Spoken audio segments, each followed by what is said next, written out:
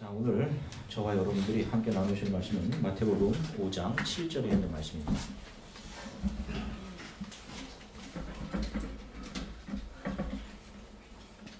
마태복음 5장 7절.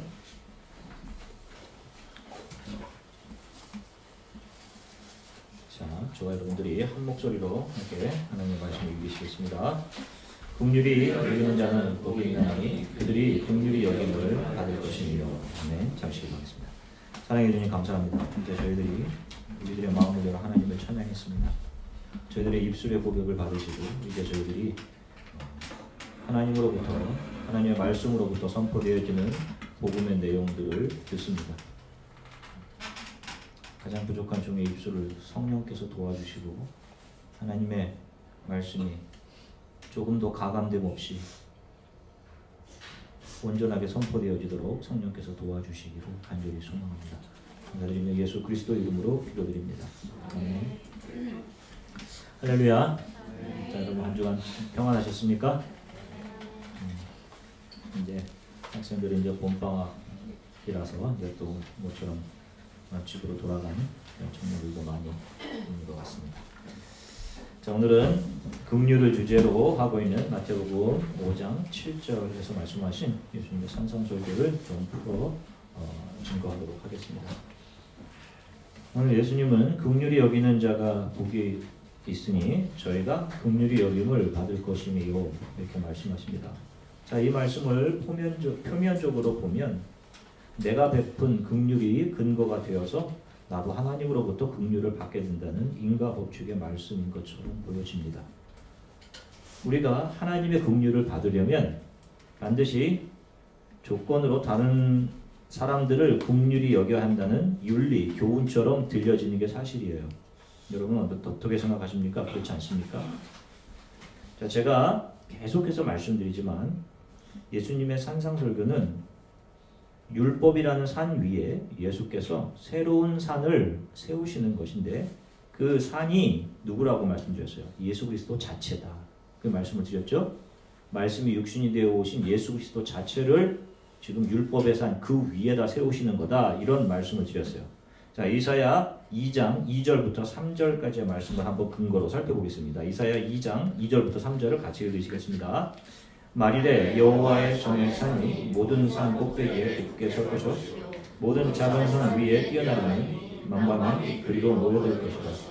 많은 백성이 가며 이르기를 오라 우리가 여호와의 산에 오르며 야곱의 하나님의 전에 이르자. 그가 그의 길을 우리에게 가르칠 것이다. 우리가 그 길로 행하리라 하리니 이는 율법이 시온에서부터 나올 것이요 여호와의 말씀이 예루살렘에서부터 나올 것입니다. 아멘. 자, 보세요. 율법이 시온에서부터 나오고 여호와의 말씀이 예루살렘으로부터 나올 것이다. 이런 말씀하시죠. 예수께서 지금 그 예루살렘 위에 서 계신 거예요.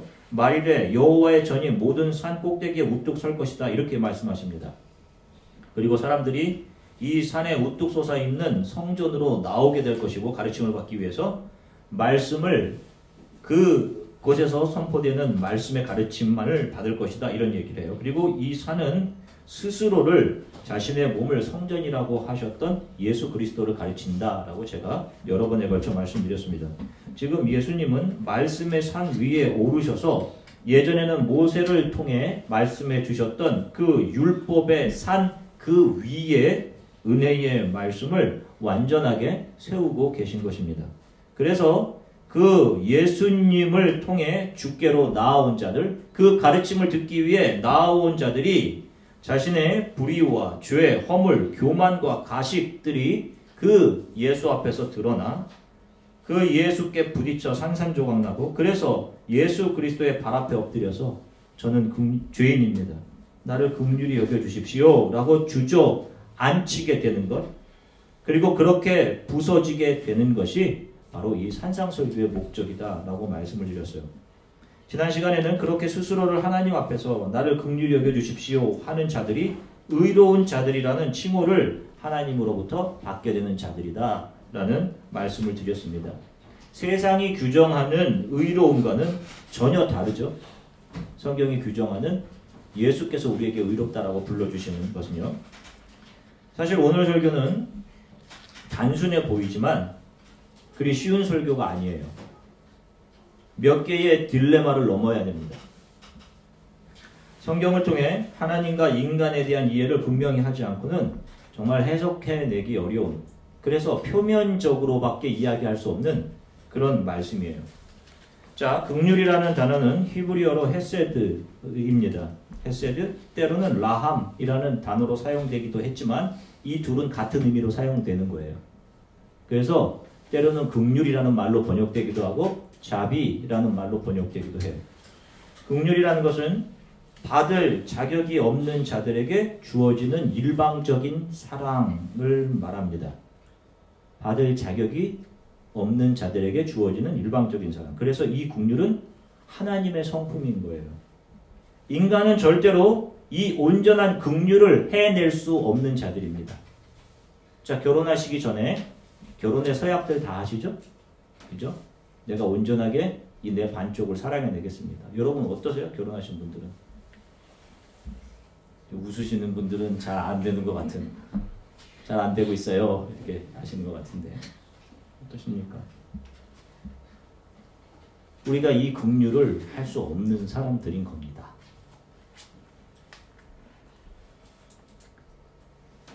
이런 이기적이고 자기중심적이며 불완전한 것들의 보상으로 어떻게 하나님이 기뻐하시는 긍휼을 우리가 얻을 수 있겠어요?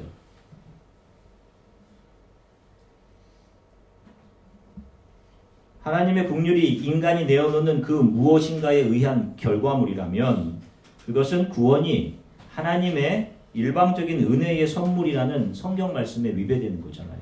그죠? 성경은 하나님께서 우리를 긍휼히 여기신 것은 하나님의 일방적인 선물이며 결정에 의한 것임을 분명히 합니다. 자, 로마서 9장 13절서부터 16절의 말씀을 같이 한번 읽어보겠습니다. 로마서 9장 13절부터 16절입니다. 기록된 바 내가 야곱은 사랑하고 에서는 미워하였다 하심과 같으니라. 그런즉 우리가 무슨 말을 하리요? 하나님께 불의가 있느냐? 그럴 수 없느니라.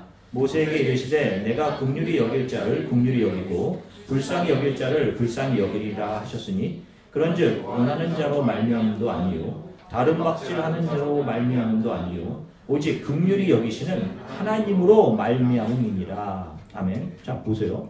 긍휼은 열심히 달림질 잘하는 사람에 의해서 너 잘했다 보상으로 주어지는 것도 아니고 저는 이렇게 좀 주셨으면 좋겠습니다 라고 원한다고 주어지는 것도 아니다. 이렇게 말씀하세요. 성경은 긍휼이 하나님의 일방적인 선택과 은혜로 주어지는 것이지 인간 측에서 어떠한 것을 갖고 와서 하나님 이거 보십시오. 이걸 갖고 왔으니 그 긍휼을 주십시오. 인간의 어떤 노력이나 의지, 인간이 행한 일들을 조건으로 보상으로 주어지는 것이 아니라는 것을 성경은 분명히 합니다. 제가 산상설교를 하면서 계속 말씀드렸듯이 산상설교는 예수께서 말씀하신 자기 자신을 우리 위에 세워주시는 거라 그랬어요. 그리고 그 말씀 앞에 모인 사람들이 지금까지 자신들이 가지고 있던 내 의, 나는 정의롭다고 생각했는데, 나는 선하게 살았다고 생각했는데, 나는 다른 사람들을 그래도 좀 사랑하면서 살았다고 생각했습니다 라고 여겼던 그 자기 자신에 대한 모든 가치들이 진짜 가치 앞에서 다 조각나고 무너지는 거예요. 여러분들 그런 경험 하시잖아요. 진짜 여러분들의 분야에서 실력 있는 대가를 만나면 아이고 나는 무너지는구나, 아무것도 아니구나, 이런 사실이 발견되게 되죠. 그 의와 정의, 우리가 했던 그 사랑들, 우리가 했던 선들이 예수 앞에서 다 무너지는 겁니다. 그리고 예수의 발 앞에 엎드려지게 되는 것이 산상설교의 목적이라고 말씀드렸어요. 그래서 이 말씀을 듣는 사람들은 주님, 저는 이제 어떻게 해야 합니까? 저는 늘 제 자신만 생각하는 영적인 부자였습니다. 저는 의로운 것이 하나도 없는 죄인이었습니다. 제 눈에는 변질된 눈물만 가득합니다. 제 안에 긍휼이 없습니다. 이 사실을 통감하며 저를 용서해 주십시오. 저를 긍휼히 여겨 주십시오. 이렇게 통회하면서 예수의 발 앞에 엎드리게 되는 것이고, 바로 예수께서 이러한 자들의 어깨를 두드려 주시면서 너가 자격 있다, 너가 의롭다, 이렇게 해주시는 거예요. 오늘 본문 긍휼히 여기는 자는 복이 있나니에서 긍휼히 여기는 자는 바로 긍휼을 속성으로 가지고 계신 하나님이신 예수 그리스도 본인을 예수 그리스도를 말함과 동시에 그 예수 그리스도의 긍휼 아버지여 저들의 죄를 사하여 주시옵소서라고 외치시면서 십자가에서 이루신 예수의 구원 안으로 들어오게 된 작은 예수들을 동시에 다 가리킵니다. 그래서 이것이 복수인 거예요. 영어 성경을 보면 Blessed are the merciful 이렇게 얘기하죠. 복수인 거예요. 그래서 위에도 심령이 가난한 자는 복이 있나니 우리나라 말에는 이 격이 수가 드러나지 않지만 Blessed are the poor in spirit 이렇게 드러나는 거예요. 복수로. 그들이 긍휼이 또 다른 긍휼을 낳고 만들어내는 겁니다. 저희가 긍휼이 여김을 받을 것이다 라는 것은 하나님의 긍휼이 저를 통해서 흘러가게 되는 거예요. 그 사람이 만들어내는 긍휼이 아니라 그 사람에게 임한 하나님의 긍휼이 그 사람을 통해서 그대로 가는 겁니다. 우리가 만들어내는 것이 아닌 내가 이 정도 할 수 있습니다라고 내가 자부해내는 그 사랑, 그 긍휼이 아닌 나를 덮으신 하나님의 사랑과 긍휼이 그대로 나를 거쳐서 누군가에게 가는 거예요. 예수 그리스도의 긍휼로 교회가 이 땅에 태어났습니다. 그리고 교회는 예수 그리스도의 그 긍휼을 이 세상에 눈물로 뿌리며 작은 예수들을 잉태해 가는 겁니다. 그래서 교회를 여자라고 하는 거예요. 성경이. 그래서 이 본문을 쉽게 정리해 보면 예수 그리스도의 긍휼로 이 땅에 작은 예수들이 태어나게 되었고 그렇게 태어난 작은 예수들 바로 그 성도들을 통해 세상에 하나님의 긍휼이 뿌려지게 된다로 정리할 수 있어요. 긍휼히 여기는 자는 복이 나니 저희가 긍휼히 여기는 받을 것이요. 이 본문을 정리하면요. 자, 이 긍휼을 좀 더 이해하기 위해서 예수께서 말씀하신 비유, 우리가 몇 번 살펴본 선한 사마리아인의 비유를 이 각도, 긍휼의 각도에서 좀 다시 살펴보겠습니다. 누가복음 10장 25절부터 29절까지 말씀입니다. 누가복음 10장 25절부터 29절 함께 같이 읽으시겠습니다. 율법 교사가 일어나 예수를 시험하여 이르되 선생님 내가 무엇을 하여야 영생을 얻으리이까? 예수께서 이르시되 율법에 무엇이라 기록되었으며 내가 어떻게 읽느냐? 대답하여 이르되 내 마음을 다하며 목숨을 다하며 힘을 다하며 뜻을 다하여 주 너희 하나님을 사랑하고 또한 내 이웃을 내 자신같이 사랑하라 하였나이다. 예수께서 이르시되 내 대답이 옳도다. 이를 행하라. 그러면 살리라 하시니 그 사람이 자기를 옳게 보이려고 예수께 여쭤오되 그러면 내 이웃이 누구이니까? 자, 잘 보시면 한 율법 교사가 예수님께 왔는데 율법을 가르치는 사람이죠. 랍비입니다. 그가 예수께 온 목적이 무엇이었냐면 예수께 가르침을 얻기 위해서가 아니라 예수님을 시험하러 왔습니다. 그가 어떻게 해야 제가 영생을 얻겠습니까? 라는 질문을 해요.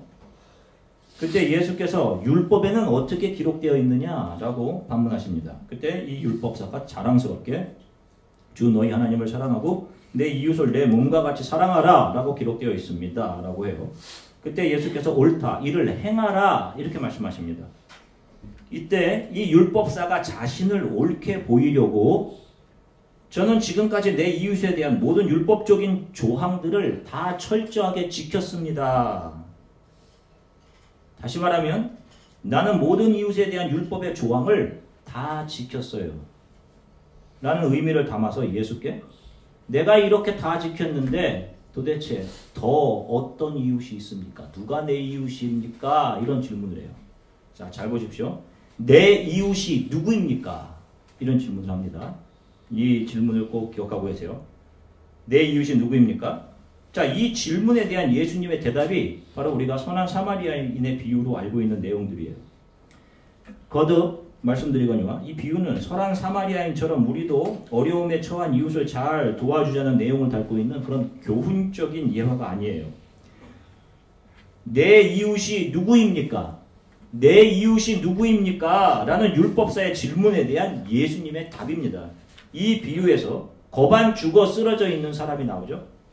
그리고 그 사람을 보고 그냥 지나간 레위인이나 제사장이 나온단 말이에요. 자, 이 사람들이 이 비유에서 무엇으로 드러나고 있다고 생각하세요? 이 비유에서 이 레위인과 제사장이 파렴치한 사람? 제사장이나 레위인 복장을 하고 있지만 이웃을 돌아보지 않는 이중인격의 성직자?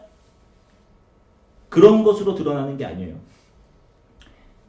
이들은 시체를 가까이 하면 안 되는 사람들이었어요. 만일 그들이 시체를 만져서 부정하게 된 상태에서 제사를 드리면 하나님은 그 제사를 받지 않으신다라고 분명히 율법에 규정하셨습니다. 레위기 22장 3절부터 4절의 말씀을 볼게요. 레위기 22장 3절부터 4절입니다. 함께 읽으시겠습니다. 그들에게 이르라. 누구든지 내 자손 중에 대대로 그의 몸이 부정하면서도 이스라엘 자손이 구별하여 여호와께 드리는 성물에 가까이 하는 자는 내 앞에서 끊어지리라. 나 여호와니라. 아론의 자손 중 나병한 자나 유출병자는 그가 정결하기 전에는 그 성물을 먹지 말 것이요 시체의 부정함에 접촉된 자나 설정한 자나. 자, 여기까지 보세요. 아론의 자손 레위 자손입니다. 제사장이에요. 시체의 부정한 것에 접촉된 자들은 부정한 자입니다. 이 자들이 제사를 집행하게 되면 그 사람은 하나님 앞에서 끊어지게 될 것이다 라는 것이 율법의 정확한 규정이에요. 그가 드리는 제사도 하나님이 받지 않으신다는 겁니다. 자, 이 규정에 의하면 제사장과 레위인은 시체처럼 죽어있는 사람을 손대지 않고 지나간 것이 잘한 겁니까? 잘못한 겁니까? 요즘 우리가 레위기, 민수기, 신명기를 지나 이제 여호수아를 읽고 있는데요. 자, 율법의 규정에는 자기가 알지 못하고 지은 죄도 죄라고 명시하고 있어요. 우리가 좀 이런 경우도 다 있나? 부지 중에 지은 죄도 죄로 명시하잖아요. 레위기 5장 17절부터 18절을 한번 보겠습니다. 레위기 5장 17절부터 18절 같이 읽으시겠습니다. 쉬운 성경으로 읽겠습니다. 누구든지 여호와께서 하지 말라고 하신 일을 해서 죄를 지었으면 그가 그 사실을 몰랐다 하더라도 그에게는 허물이 있는 것이니 그는 자기 죄값을 치러야 한다. 그는 제사장에게서 내가 정해준 값어치에 허물을 씻는 속건제물을 가지고 가야 한다. 자, 여기 속건제라는 거 들어보셨잖아요. 이 속건제가 부지 중에 내가 알지 못해서 어떤 죄를 지었을 때 그 죄를 속죄하는 죄가 속건죄입니다. 자, 제사장과 레위는 혹시 이거 죽지 않은 건 아닐까 하고 가까이 가서 만졌는데 만약 그게 진짜 죽은 거였다면 부정하게 되는 거예요. 죄인이 되는 겁니다. 여리고와 예루살렘 성 사이잖아요. 이 레위인과 제사장은 제사를 지내기 위해 왔다 갔다 하고 있던 겁니다. 집에서 여리고 예루살렘 성까지.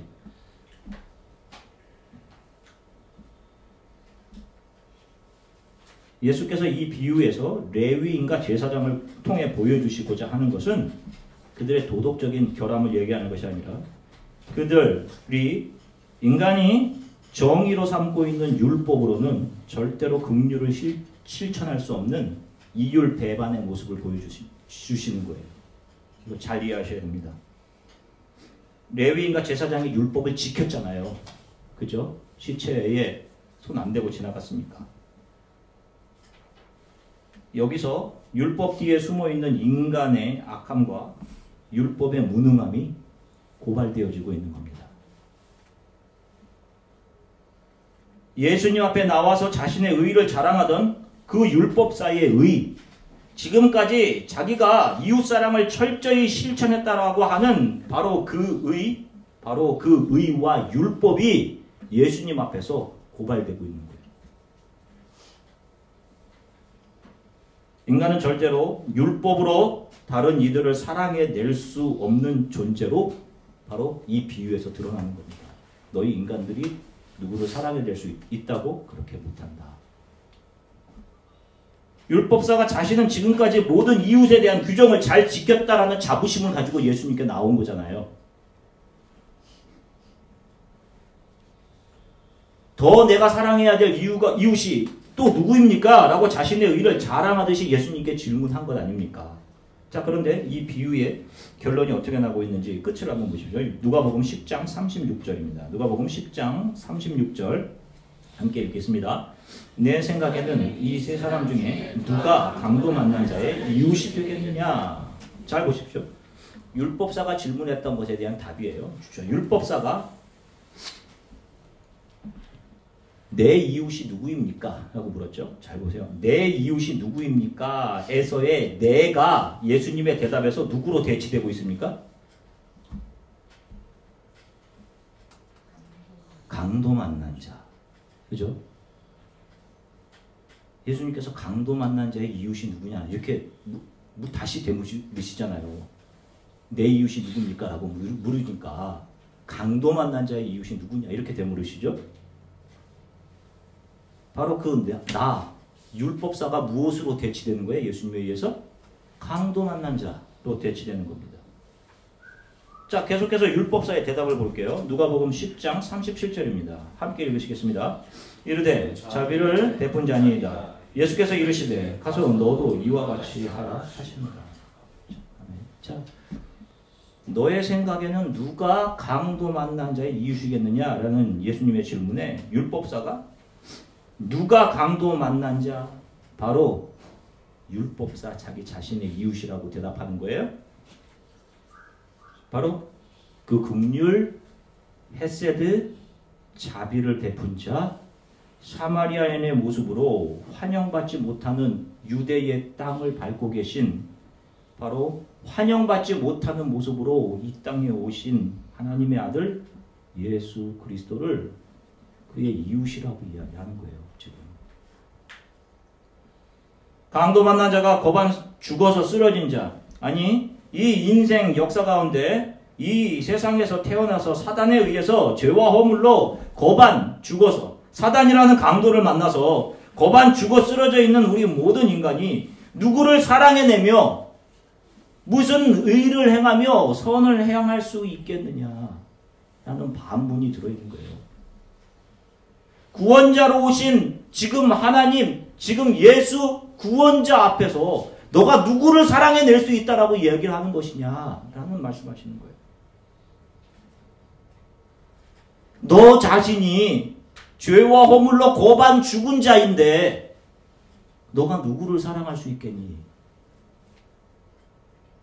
너는 누구를 사랑해낼 수 있는 존재가 아니라 누군가로부터 사랑을 받아야 되는 존재이다. 누군가로부터 긍휼을 받아야 되는 존재이다. 이 말씀을 하시는 거예요. 이 사실을 내재율로 담아서 이 비유에서 율법사에게 말씀하고 계신 겁니다. 저와 여러분도 그래요. 우리 모든 인간은 이 역사 가운데 사단이라는 강도에 속아 그 강도 만나서 죄와 허물로 죽게 된 사람들입니다. 살아있으나 죽은 사람들이에요. 그들이 살아나는 방법은 아무도 환영해주지 않는 인간의 모습으로 사마리아인의 모습으로 개, 돼지 취급받는 그 모습으로 유대 땅을 밟고 계신 이 땅에 오신 예수 그리스도의 긍휼 뿐이심을 보여주고 계신 거예요. 우리가 사마리아인이 되어서 선을 행하고 긍휼을 행하고 하는 것이 아닙니다. 우리는 예수 앞에서 거반 죽은 자로 드러나고 있는 거예요. 그리고 저를 긍휼히 여겨주세요 라고 하는 겁니다. 그분이 나를 안으실 때 나는 그분의 긍휼에 안기는 것이고 그분의 긍휼로 채워지는 거예요. 우리가 해야 할 긍휼이라는 것이 바로 이겁니다. 예수님의 긍휼을 구하는 자로 저에게는 긍휼이 없으니 예수님의 긍휼을 채워주십시오. 이렇게 예수의 발 앞에 엎드려지는 자로 드러나는 거예요. 그리고 이 긍휼을 경험한 자들이 그분이 나를 향한 긍휼에 감사해서 감격과 감사와 이 은혜와 긍휼을 모르고 살아가는 다른 사람들에게 자신의 삶에서 수고의 눈물을 흘리며 씨를 뿌리는 자들로 살아가게 되는 것이고 그들이 살면서 세상에 뿌린 그 긍휼의 눈물을 통해서 이 세상에 또 다른 작은 예수들이 태어나게 되는 것입니다. 우리 크리스찬들은 이 일을 하다가 하나님 앞에 서게 되는 거예요. 이것이 우리 크리스찬들의 사명인 겁니다. 여러분. 오늘 하루 내가 위로받고 잘 사는 것이 아니라 나를 채우신 주님의 긍휼이 나의 눈물에 담겨져 내가 다른 생명들을 살려내는 데 사용되는 거예요. 시편 126편 5절부터 6절의 말씀을 같이 읽으시겠습니다. 시편 126편 5절부터 6절입니다. 눈물을 흘리며 씨를 뿌리는 자는 기쁨으로 거두리로다. 울며 씨를 뿌리러 나가는 자는 반드시 기쁨으로 그 곡식의 땅을 가지고 돌아오리라. 아멘. 이 말씀은 예수님의 긍휼을 받은 자들이 이 세상이라는 밭, 우리가 살아가는 이 필드, 이 세상이라는 밭에서 하나님에 대한 감사와 감격의 눈물, 예수님께서 십자가의 구속을 이루기 위해 뿌리셨던, 나를 위해 뿌리셨던 그 수고와 긍휼의 눈물을 자신의 눈에 담아 뿌리는 자들로 살아가게 된다는 것을 말씀하고 있는 것입니다. 그래서 예수를 따르는 크리스찬들의 눈에 눈물이 많은 거예요. 그래서 찬양에도 그런 가사가 많은 겁니다.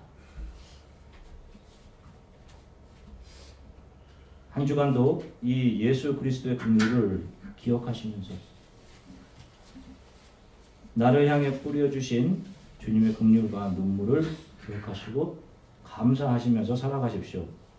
예수 그리스도의 긍휼이 뿌려진 사람들은 그 긍휼이 그 사람 안에서 움직여 반드시 그를 통해 다른 이들에게 그 긍휼이 뿌려지고 전가되게 되어 있음을 기억하시고, 우리들의 삶은 예수 안에서 거듭나서 다른 이들을 거듭나게 하는 길로 이끌기 위해 주어졌음을, 이것이 우리의 사명임을 여러분 꼭 기억하면서 한 주간도 살아가십시오.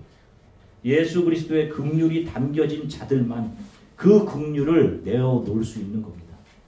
우리가 만들어내는 긍휼, 사랑은요 절대로 온전할 수가 없는 거예요.